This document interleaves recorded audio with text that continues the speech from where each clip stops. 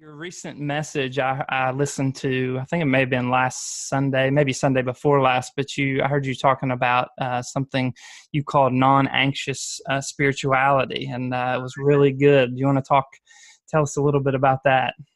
Yeah, no, I'd love to. I'm an anxious person.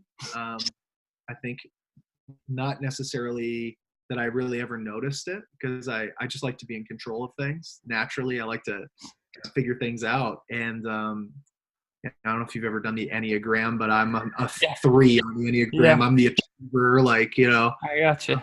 it's so the idea of a day off, if I'm not like accomplishing something, reaching a goal list, moving a project forward, it's like feels like a bad day off, and that's really unhealthy. And I don't think I've highlighted that in my life for a while. And I felt like the Holy Spirit really came to me through kind of a series of people, events, books, just kind of a conglomeration of the Spirit's leading.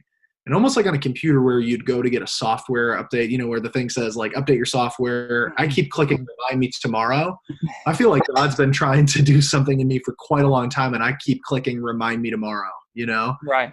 And finally I let him do it. And I can say, I've had the times in life where God changes you instantaneously. This isn't that. This is more a new operating system, a new way of doing life. And it comes from this phrase, a non-anxious presence. And it's from a rabbi, Edwin Friedman, who used this idea of in leadership that the most powerful person is not the person that knows the most or is the most gifted or most educated, but is actually the person that is the least anxious.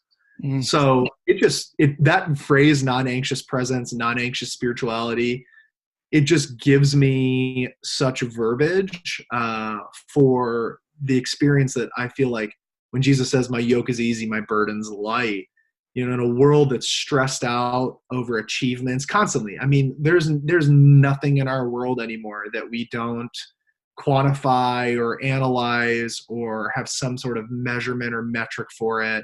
True. The other day I was in the grocery store, and you see gluten-free potato chips. Like that's the world we live in. It's like right.